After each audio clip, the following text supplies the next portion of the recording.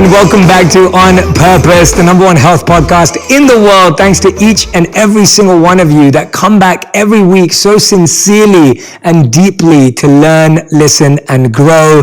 Today's guest is one of very few guests, I believe one of 3 guests that we've had on the podcast twice. That's because she's one of my favorite people. Her Instagram is one of my favorites to follow. I love seeing all of her updates, her messages.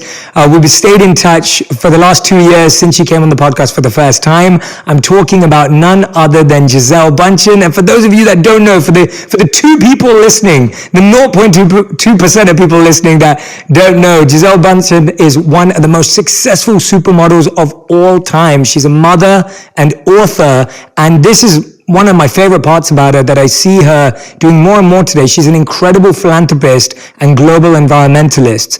And over the years, Gisele has spoken in numerous places about the impacts of meditation, helping her live a more conscious and joyful life, even giving birth, something we discussed last time.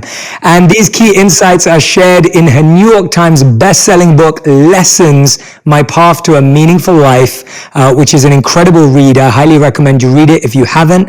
And as a longtime meditation practitioner, Gisele believes we're all divine beings, and that when we quiet our minds, we will find that most of the answers we seek are already there inside of us. Gisele, welcome back to the show. And we've already started, so we're already fully equipped. Oh, thank you, Jay. So nice to see you, and always so wonderful to share and to talk with you. It's.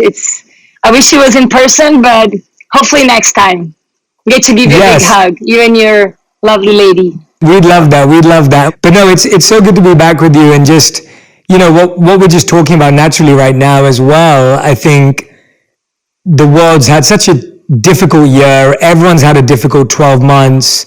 No matter who you are, everyone's had a challenging time. And you were just saying that you've almost just reunited with your family after 2 years. I mean, that must have been such a emotional feeling. Like, what was that like to see your family after 2 years? You know, it was beautiful. And I think that, you know, sometimes we take things for granted, right? Like, and I think when you don't get to see your parents for almost 2 years and the people you love the most, and you just realize how, you know, what a gift is every moment that you get to spend, you know, that every moment that we are alive, every moment that we get to spend with the people that we love. And that you just realize what a gift our family, our loved ones, and what a wonderful thing is to feel the warmth of a hug and a kiss, and to be able to be surrounded by, you know, by love. And I think, you know, as humans, we are people who are meant to be living in community. We're meant to be, you know, touching and holding and loving. And I think, you know, that's essential for our well-being, for our mental health, for our life, you know, for us to, so it was wonderful. I just have so much gratitude, and just having to, you know, having this time with my parents is extra time, because in Brazil is winter right now, and being able to bring them here with me and have them with me for the next, I'm actually gonna be with them for the next 2 months. I just feel like the luckiest girl in the world, you know, and so I'm just gonna hug them until they're sick of it. They'll be like, get away from me. I'll be like, no. I'm glad that we could give them a bit of a break by you coming on the podcast. So they were probably really happy. Exactly. They're like, just get away from us for a second. We can't take you anymore. No, it's wonderful. And just to sit and talk with them, you know, it's like, I think to honor them, and to, you know, how often do we get to have deep conversations with our parents, you know, and to listen to their life stories. I think we're diving really deep into that. And I think for my dad, something came up where he felt the necessity. I think he realized how fragile, like he was like, oh, it can happen at any moment, you know, something can happen. And he felt like he wants to write his story about, you know, he was telling me things about his childhood and how he grew up, and about his father and about his grandfather. Because, you know, we are also our ancestors, you know, like the only reason why we are here is because of them. So there's pieces of them in us, you know, and to learn about those things that he never, you know, there was never an opportunity, or it never came up that he had a desire to talk about those things, and now he does. So that was, a gift that came from that, because I think there's always two sides to everything. I think something is, there's always the yin and the yang, and I feel that that was the something that came very strongly from my dad, this deep desire to share more. And I'm grateful for that, because I'm learning a lot more about him and why he is the way he is, and which in some ways is why I am the way I am, and my mom, because so it's amazing. It's been kind of like a wonderful dive into in a way a deeper relationship with my parents. So I'm grateful for that. I love hearing that. I think, I often think that my parents as well, they don't really tell me a lot about their childhood because they don't think it's that interesting or important, or they just see it as normal. And as I've got older, I've realized that actually hearing about your parents and how they grew up and what made them what they are is such an important activity and exercise in the development of the children, Yes, and for their own healing and development too. So I'm so glad you raised that, because I'm hoping that listening to that, people are going to ask their parents a lot more questions, and kids are going to go up to their parents and say, hey, tell me about this or tell me about that. Yeah. I feel that it's definitely been like a wonderful experience for me, and I think it also definitely makes me feel like, the impact that we have in our children, really, without knowing, like, them sitting here and looking back and saying like, wow, we wish we would have done better. And I think it's not about judging ourselves, but it's about, recognizing that we are all learning, because I think when you're a kid, you look up to your parents and you figure like they know everything, right? And they don't. They're trying to figure it out. I go to my kids often and I say, I'm sorry, sometimes I lose my temper, or I'm rushing about something, or I'm not listening as with the presence that I really want to at that moment. And then I judge myself for that, and I feel really bad. And I think judging and being, it's not, I think it's about looking at it and saying, how can I do better? So I go to my children and I say, I'm sorry. It takes me a second. I'm like, I'm sorry, mommy wasn't here fully when you needed me at that exact moment, but I'm here now, and I'm sorry, mommy's learning too. This is the first time I'm a mom, and I'm doing the best that I can, but I would love for you to help me to point something out, whenever there's something that you wish that mommy could do better, or you see that like, express your feelings to me. Tell me how you're feeling about this, because if you can tell me and we can have a conversation, then we can work through it. And I by no means I come in like, I'm your mother and I said so this is why you have to do this. No, I'm like, I invite them to say, hey, I'm doing my best and I'm learning. So let's learn together, let's do this together. And I think it's been amazing, because my kids talk to me, which with my parents, I didn't feel like I could, speak with them about anything. I felt like there was definitely more like, it is because I said so, and you do it as and I think with my children, coming from that and feeling like I didn't really have a voice, right? I want to give my kids a voice, and of course there is things like, you're not going to jump from the second story, there's limits, we got boundaries here, we got to have healthy boundaries. But I think it's really important for me to listen to them and listen to their feelings, most importantly, because I think if we can teach them to open up and talk about their emotions and talk about their feelings, the chances are they're going to grow up to be adults who are going to be able to really connect to their feelings and understand that is this beautiful rainbow of emotions, and that's all part of it, and it's all beautiful, and it's all just here to inform us something and to show us like, oh, why am I feeling like this? Why is this trying to show me? What is this emotion trying to show me? Not to repress the emotion, but to look at it in a nourishing way, in a loving way, and saying, and look for going deeper within and asking, why am I feeling that way right now? And it's only right now, right? Because at every moment we are moving and we are changing and we are flowing, and that's what life is, right? Yeah. It's just a moment. So yeah. I love hearing that. I think it's so refreshing to hear it. I think everyone right now needs to hear it the most, because we're all feeling so much and experiencing so much. We've never probably felt this many, as you said, emotions on the rainbow as we do now, because it seems like all of our internal conversation is just alive, right? Like we're reflecting more, we're thinking more, we're experiencing more because we've been in this position. And I wonder for you, one of the things that you speak about very emotively and beautifully is your love for the environment. And even when we started our conversation today, you were like, oh, I'm close to the environment right now, and I feel so like, I could hear the birds. And look at my cacao tree right now. That's my living room. That's a cacao tree. You see that one in the back right there? Those are I love cacao. Yeah. Have you ever eaten that cacao, the actual fruit? The actual meat of it? Oh, no. Yeah, it's like a white meat that comes from inside of it. And it's it's delicious. It's really sweet. And then from the meat, you take the seed and you can dehydrate it and put it in your smoothies or, make chocolate and cookies. Wow. But the actual fruit of it is this white, gooey that is around the seed and is delicious. So it's right there. So it makes me happy. That sounds amazing. I want some now. Okay, next time I'll go see you, I'll bring you some from over here, from my plantation. Yeah. But yeah, I think nature, quite frankly, I feel like we are nature. I don't think we are separate from nature. I think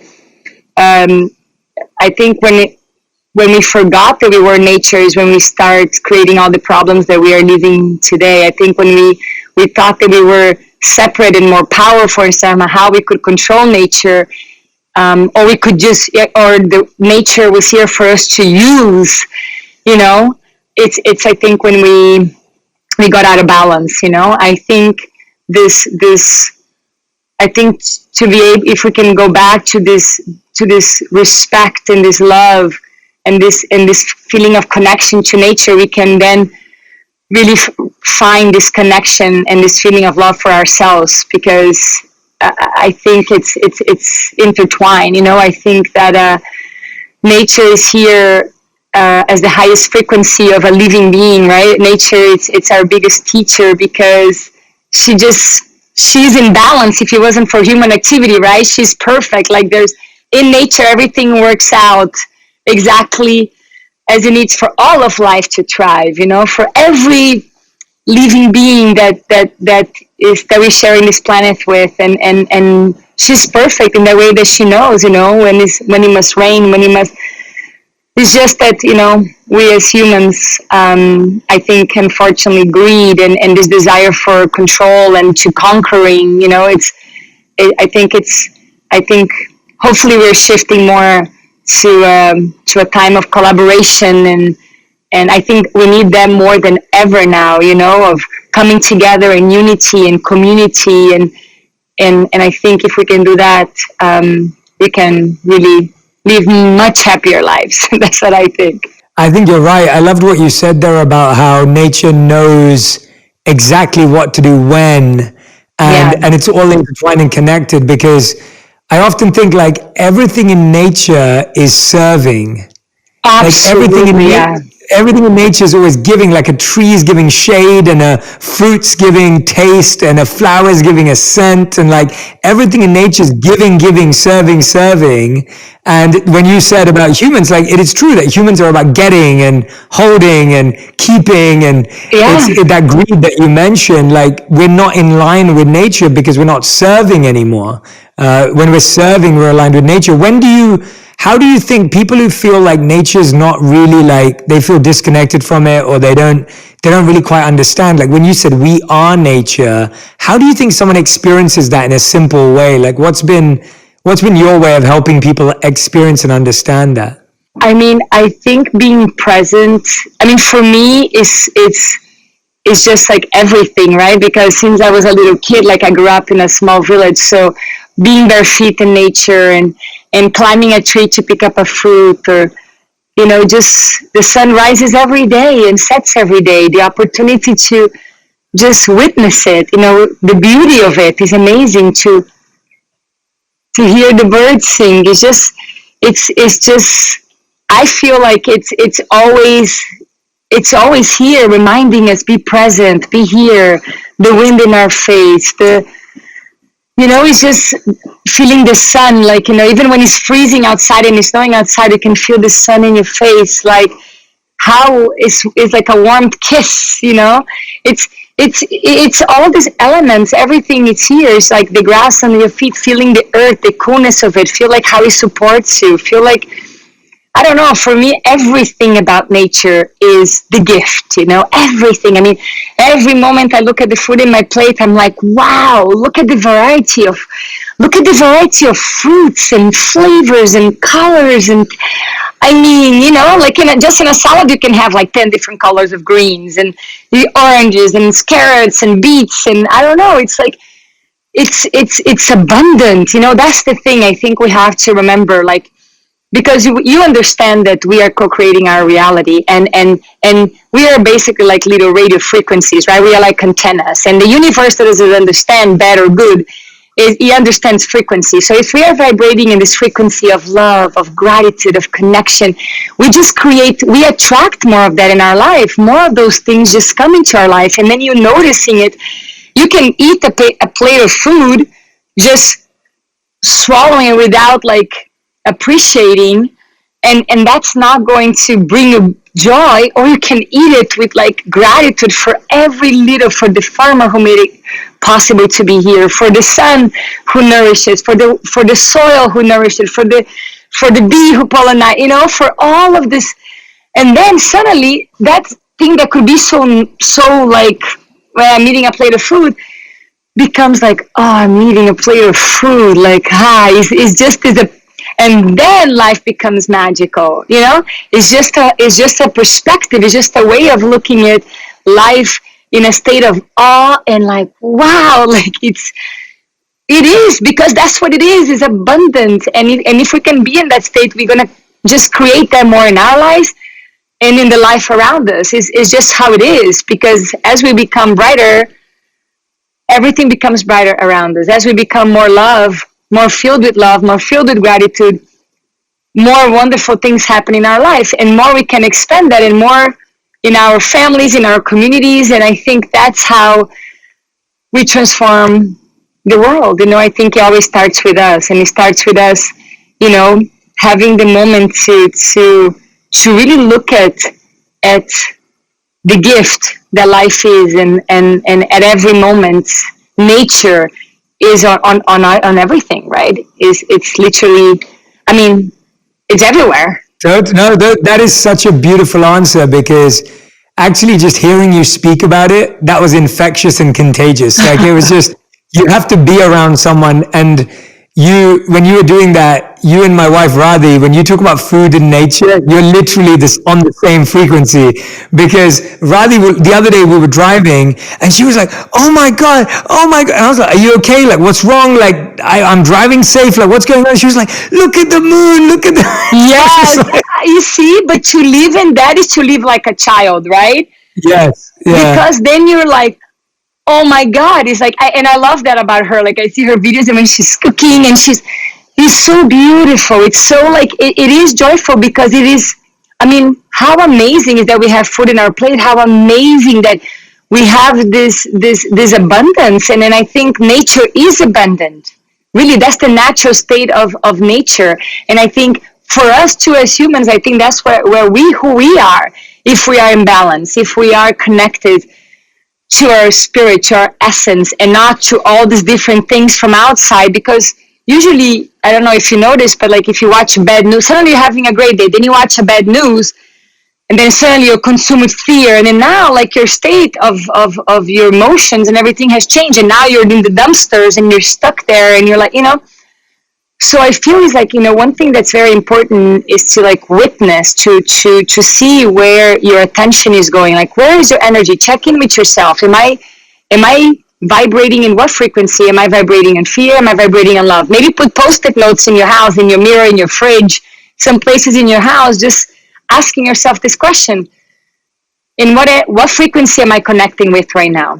And then just to be aware of that, because I think the only people, is like the way you shift the channel, right? You switch the channel in the radio station as you're driving, and suddenly you listen to an awesome song, and then like some song, you're like, what's that? It's It was just my vibe. You change my vibe. You switch the channel, and now you go back and you find the vibe you want to be in, right? You're not gonna sit there listening for 2 hours to a song or whatever for however long this song that is like, you're like, oh, this song is giving me a headache, right? You're gonna change the station and you're gonna tune into a new song that vibrates with the frequency that makes you feel good, so you can be in your car singing, and having fun. So I think that's the same thing in our life, right? We are experiencing something at every moment. Things are coming at us, situations, we are experiencing a variety of emotions and feelings and situations throughout the day.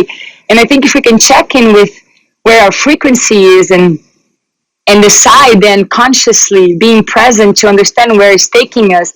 And if we want to be there, then that's okay. But if we don't want to be there, to shift that and change, that frequency. So, when did you discover meditation as a tool? Is it something you always had? Is it something that was new? And where did it develop? Because I know you've meditated for a long, long time now. And, we spoke about that at length last time when we connected over it.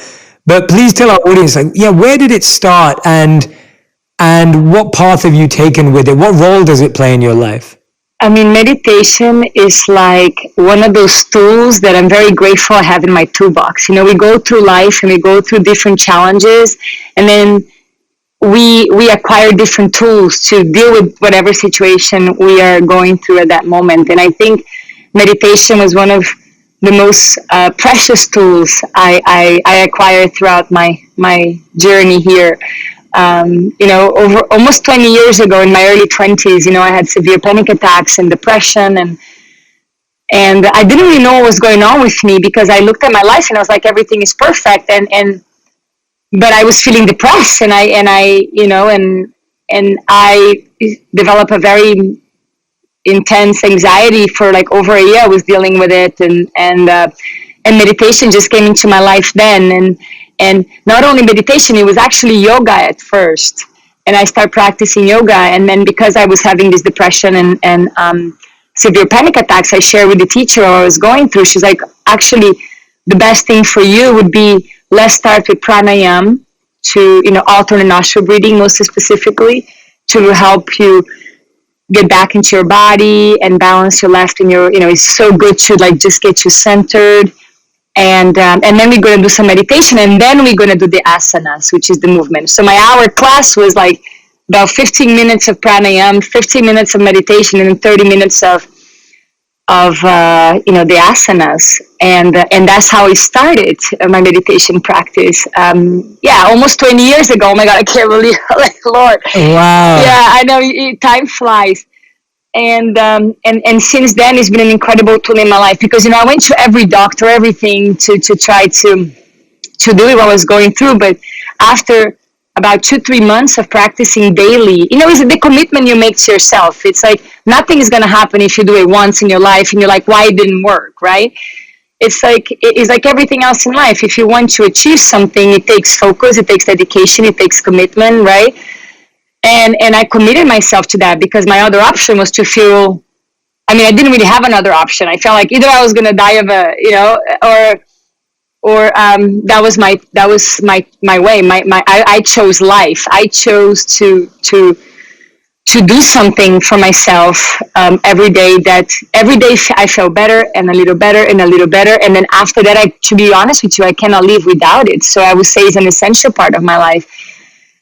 I wake up, especially after becoming a mom, where like your time is no longer yours. There's a part I say is like, after you become a mom is a rebirth, because there's a part of yourself that dies for this new you to be born. Because before it's all about, what you want to do and you want to do it. Yeah, sometimes you make, you let your husband decide, but mostly, you kind of do what time you want to eat, what time you're going to go to sleep. And when you have kids, it's like it becomes all about this little ball of love, and you don't sleep, and so it becomes even more important, I think, to take care of ourselves, because how can you give from an empty vessel, right? If your glass is empty, how are you going to drink from it? How is anyone going to drink from it? So I just meditation. I wake up at 4:30 in the morning. I meditate every day for 20 minutes, just it's just part of like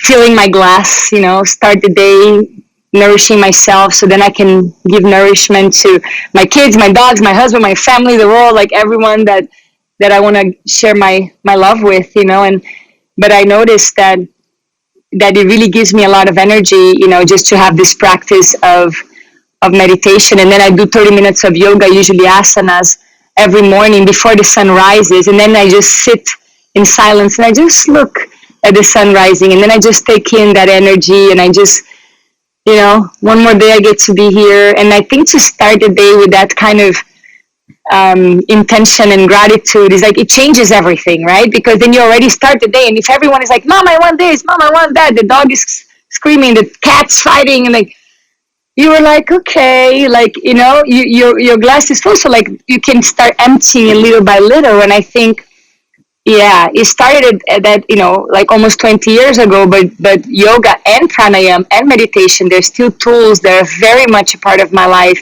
And they're essential, I feel, for my well-being and for my sanity, to be honest with you, they're just essential. They're just tools that I'm never giving back. They're mine. I'm like, I really use those tools a lot, and I'm very grateful I have them. So. Yeah, well, I think anyone who's done something for 20 years is proof that, it's like you don't let something last for 20 years if it's not really improving your life. I wonder, I'm asking this as advice for when me and Radhi have kids. How do you introduce your kids to meditation? Do you wait? Because it feels like sometimes children feel forced into these things and they feel like, it's not obviously creative for them. Have you introduced them to it? I wonder. It has been very natural. Is not. I agree with you 100%. I don't think it's something you force, because I think for anybody, right? If you force something to a child, if you force something to an adult, like you don't want anyone forcing you anything. I think I think force is never the way. I think the example is always the way. So, for example, my kids, I have a picture, it's so funny, of my daughter because I was practicing yoga, obviously, with my kids when they were in the belly and when they were babies. I have this funny picture. My sister actually took it. I was so happy she was there. I was doing, I was just practicing meditation. My daughter came, she was like crawling. She came and did the same position as me. I mean, she was less than a year old. So it's just how they witness, or like I'm sitting in meditation, just in silence, and my kids will wake up and go sit in my lap, like they know, because they've seen this for all their life, right? And they don't say anything. They just come and they sit or next to me or on top of me. And then they just stay there. Sometimes they stay for 5 minutes, 10 minutes. I don't know. Sometimes, they just kind of come on their own time. And I think that's how it has always been, or sometimes, they see me like doing my asanas and they come and they want to do it with me. They usually don't stay around for a long time. They never complete the practice, but they're always, not always, but I would say a lot of times, they're always exposed to it, and they will come and do it as they please. Like I said, sometimes they will come and sit for 10 minutes, sometimes for 1 minute. Sometimes they will do 3 asanas and they leave. So it's just, and then it's just part of their life. And then whenever they're ready and they feel they want to do more, then I'll be very happy to do it with them. But it's not something that it's just something that is around their life and they're used to seeing, and they walk in and out of it. Let's say it that way.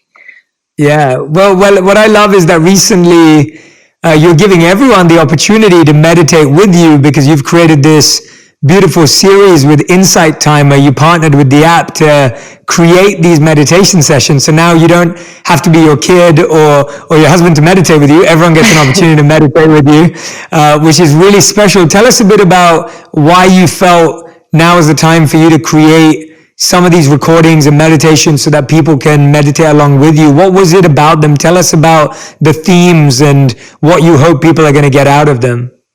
Like I said, meditation has been really a very, very important tool in my life, and has brought so much, like I can't even explain, has given my life back in so many ways, right?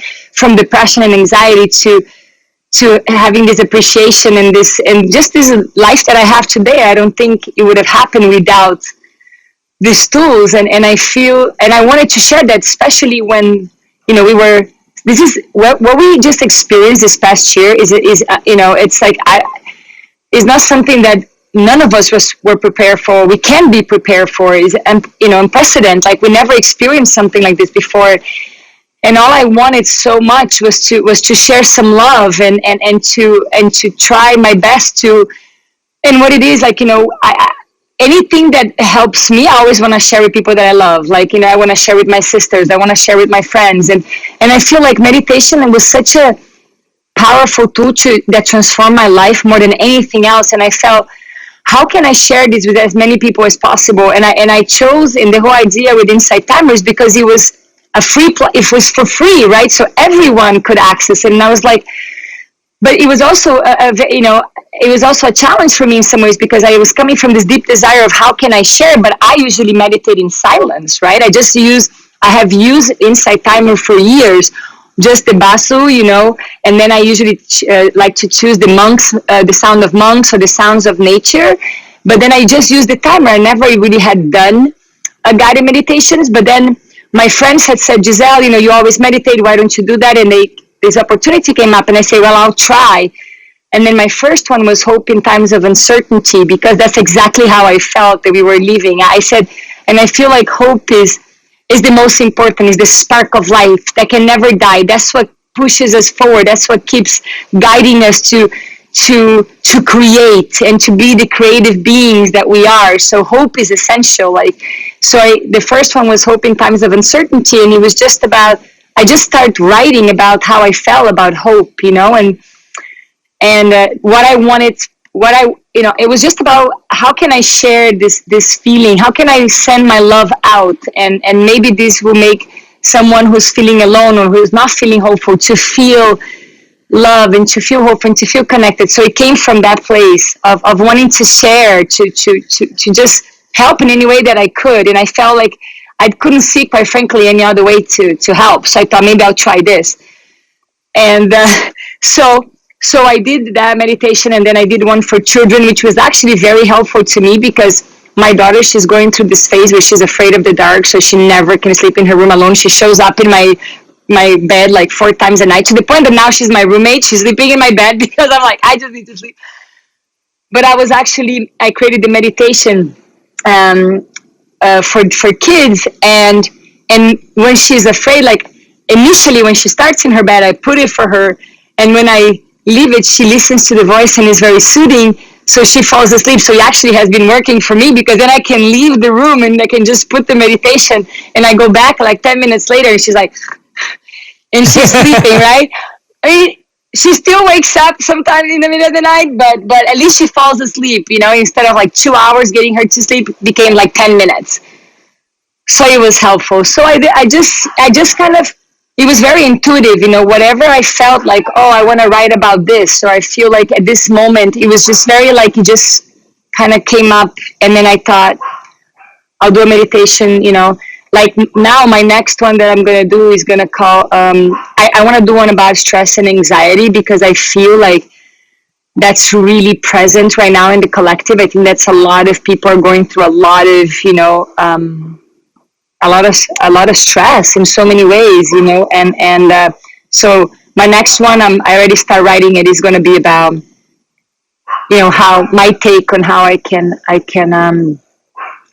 hopefully alleviate that in some way. That's my intention, at least. I hope it works. So that's beautiful. I'm sure it will work. I mean, it sounds so wonderful, and I love hearing about it. And after this, I'm going to go straight on and listen in, and I can't wait for the new one to come out as well. There's already, I believe you've already recorded 5 up there, and there's more coming out, and so there's already plenty of incredible recordings you've done. And I can't wait to listen to that one. And I know that you recently also hosted a hour-long live stream about starting a meditation routine. And one of the most amazing things I saw, and that live stream was on Insight Timer, the app, and I've had a meditation routine now for probably around, it's been about 16 years now that I've had a meditation routine, and it's been one of the best commitments in my life.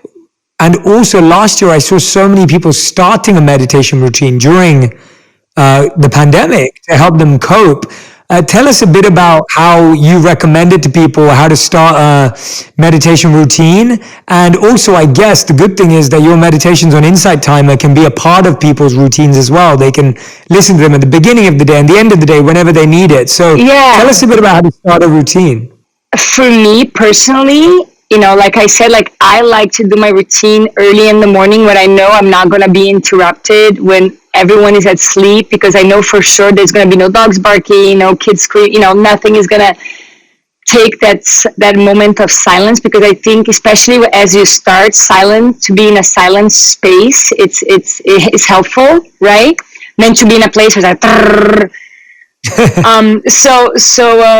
but I love the Insight Timer and even the different types of meditations I created. Like, for example, Hope in Times of Uncertainty, you can listen to anytime, but I did one that is reflections, like before going to sleep. So it was more focusing on people they were tossing and turning in bed and they were having a hard time sleeping. That was more focus for that. And then I did a morning meditation, which was more about, starting your day with this sense of like, let's go get it, right? The state of gratitude and presence. And so each of them had a different focus, but Insight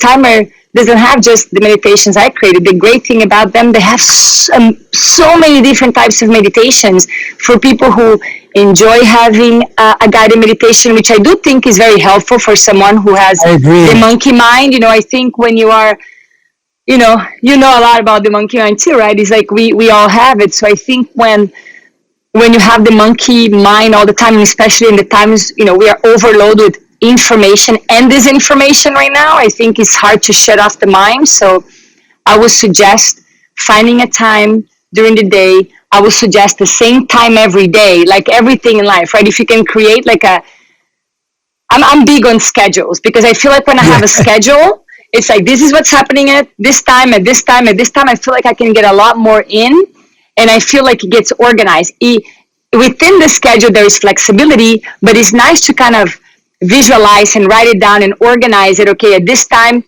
is the best time, because then you also give yourself better chance of succeeding, right? Because like for myself, I know that the best time for me will be early in the morning, because that's in my life what works best. But I think every person has a different lifestyle, so I think it's about really being honest with yourself, and when you're writing down your schedule of your day, to figure it out what's the best time for you. And then I would suggest to do it at the same time every day.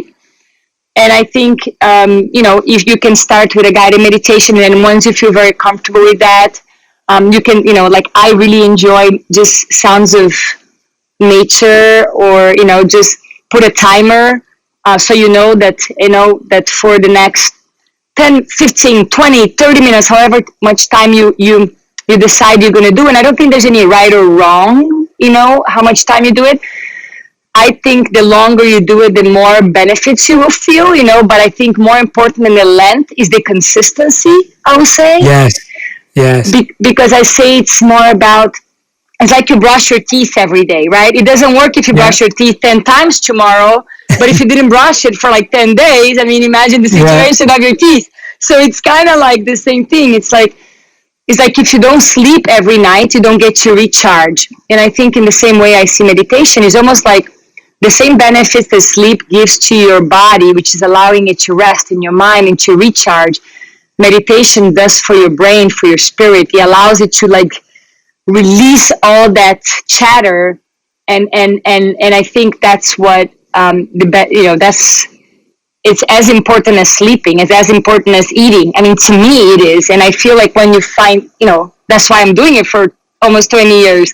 And I think that if people commit to it, they will pretty soon find out the same thing that you and I have found out about the power of meditation, I love that. That's such great advice. I love what you said about consistency versus the idea of length, the idea of doing it at the same time every day. And for anyone who's listening or watching and of course wants to go and listen to those meditations right now, you can go and download Insight Timer and take...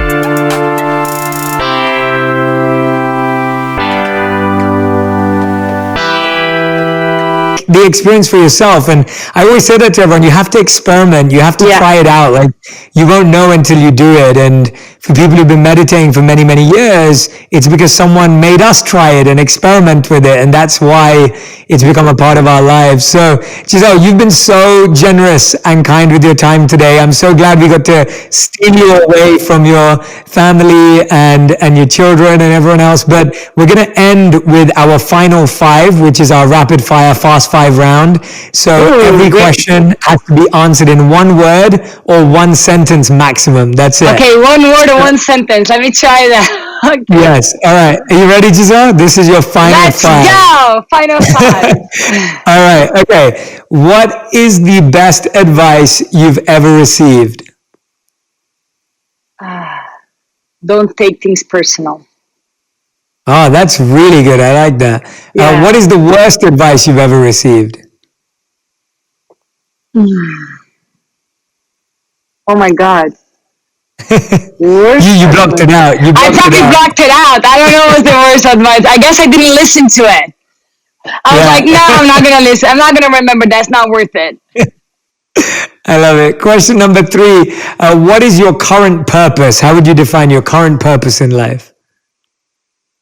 To be the best version of myself. I love that. All right. Question number 4. What's something that you're trying to learn right now? Everything. Whatever comes my way.